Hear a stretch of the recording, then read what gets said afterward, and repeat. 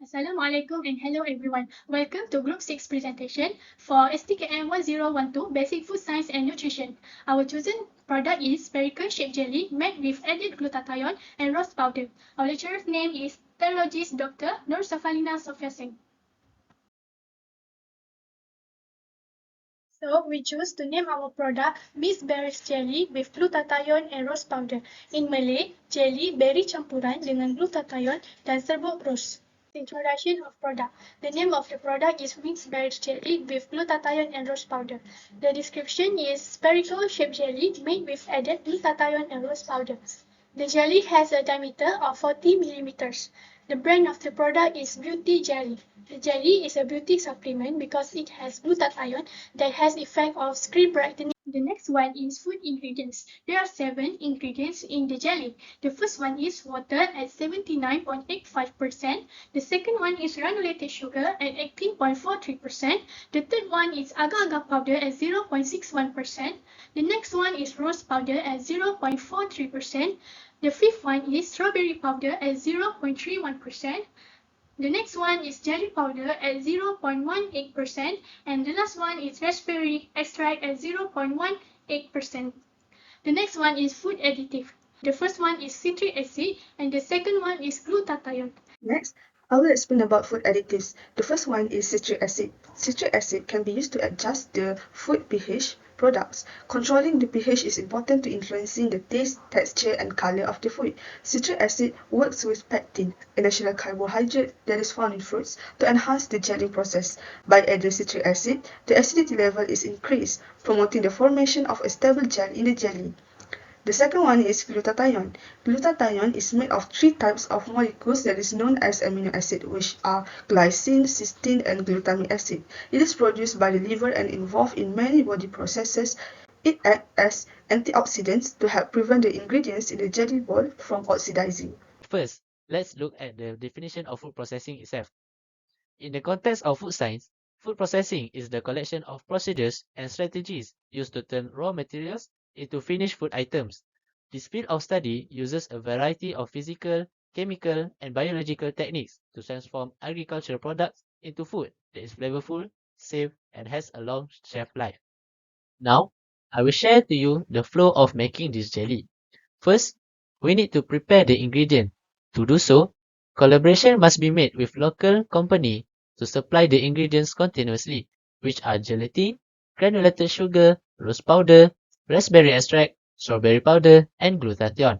We also need to make sure that the factory is installed with legal and clean water source. Next, agar-agar powder blooming. A portion of agar-agar powder will be inserted into the mixture machine with the perfect ratio of its water needed. Each mixing process will undergo by batch to avoid miscalculation of agar-agar powder to water ratio. The third one is sugar syrup preparation.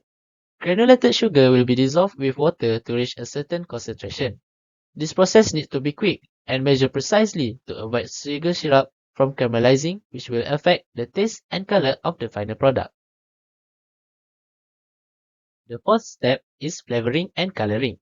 The previous processed agar-agar powder will be mixed together with sugar syrup to give sweet flavor. During this mixing process, rose powder, raspberry extract, and strawberry powder will be inserted to create pinkish color and soury taste.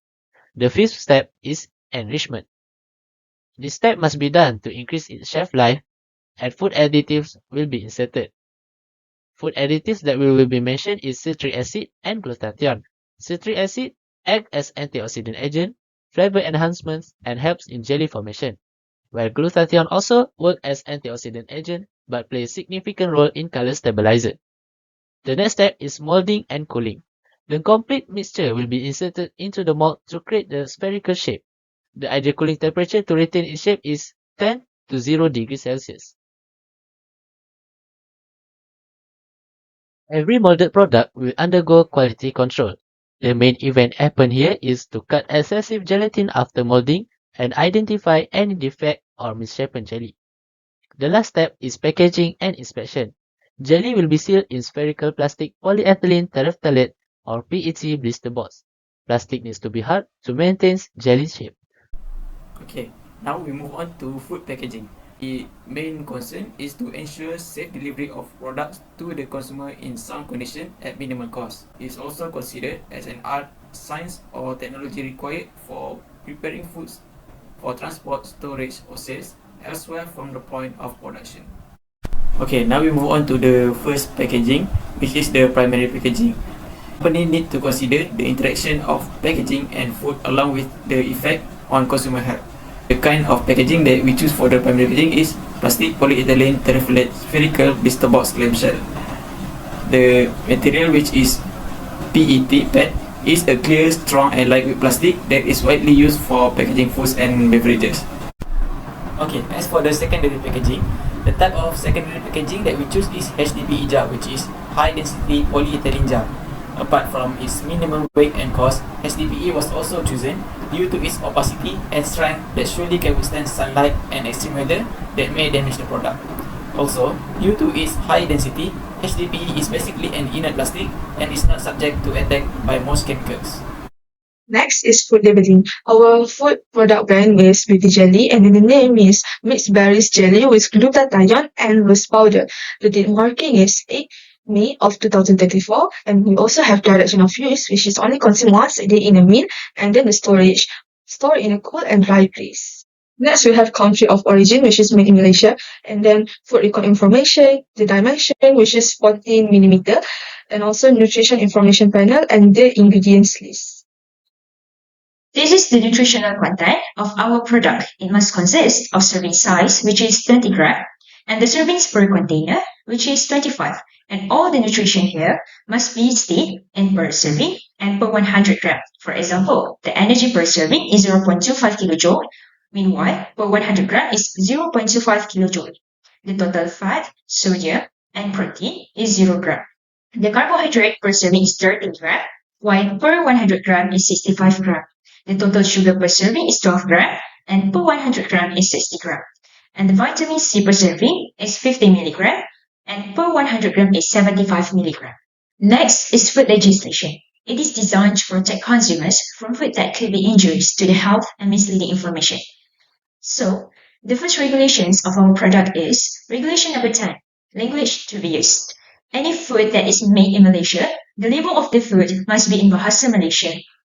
The regulation number 11 is particulars in labeling. So the first one is the description of the food must contain the common name of its principal ingredients. The second one is the ingredients must be right in descending order of proportion by weight. The third one is if the food contains food additive, it must have a statement and the form contains permitted and state the type of the food additive. And then the food packages must have the name and business address of the manufacturer or baker, or the owner of the rights of manufacture or baking, or the agent of any of them. Regulation number 12 is form and manner of labeling. Every label to be borne on a package shall be directly marked either on the material of the package or permanently attached to the package. Regulation number 13 is size and color of letters. The size of letters to be used in labels shall be deemed to be a reference to height of the lowercase letter of the typeface, or if the wording is all in capital letters, the height of the capital letters in typeface irrespective of the height of type body. And also, all lettering shall appear in a color that contrasts strongly with its background. Regulation number 14 is date marking. The date marking of a food is dependent on its storage, so the label must have the storage direction of that food. And also, the date marking shall be in capital boldface lettering, non-serif character, and not smaller than 6 point. Okay, for Regulation 18B regarding nutrition labeling, it stated nutrition content must be present on the packaging of the product. Next, for the Regulation 19, it defines food additive as any substance introduced that either affect product's physical properties or serve other purposes in the production line. It includes any material added except nutrient, constituent, and salt.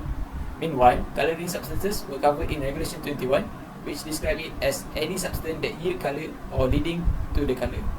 The Regulation 22, natural flavoring substance, was covered as a substance that change flavor components and comes from plant or animal origin. As for Regulation 23, it defined flavor enhancer as substance added to amplify food's flavor. As antioxidant was defined in Regulation 24, it is stated as substances able to slow down or stop food decay completely that is caused by oxidation. Apart from that, in Regulation 26 subsection 1, added nutrient is stated as any ingredients that leads to food's nutritional value increase upon added to it. And in subsection 2, those ingredients were specified in table 1 to the 12th schedule, including vitamin C in the form of ascorbic acid that we use in our product.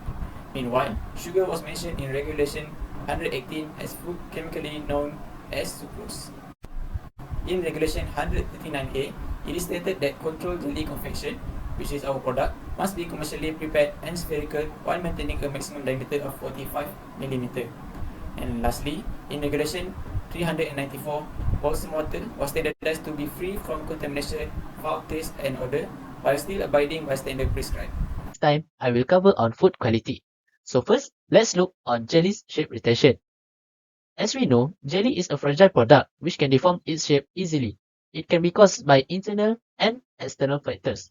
By internally, oxidative activity can disrupt the shape and texture. By externally, it can be destroyed if we shake the jelly vigorously. The next is temperature for storage and distribution. If you store it in high temperature, it can cause the jelly to melt. But if you store it in too low storage temperature, it will cause crystallization. Both of these unoptimum condition will affect its oxidation activity within the ingredient. And lastly, we need to make sure that the packaging is efficient, because jelly can be easily punctured if the packaging is soft. Jelly shape can be deformed if the packaging is not firm. And lastly, packaging can protect the jelly from attracting insects that are interested in sweets. So, I think me and my groupmate has already explained to you everything that you need to know about this product. Thanks for watching.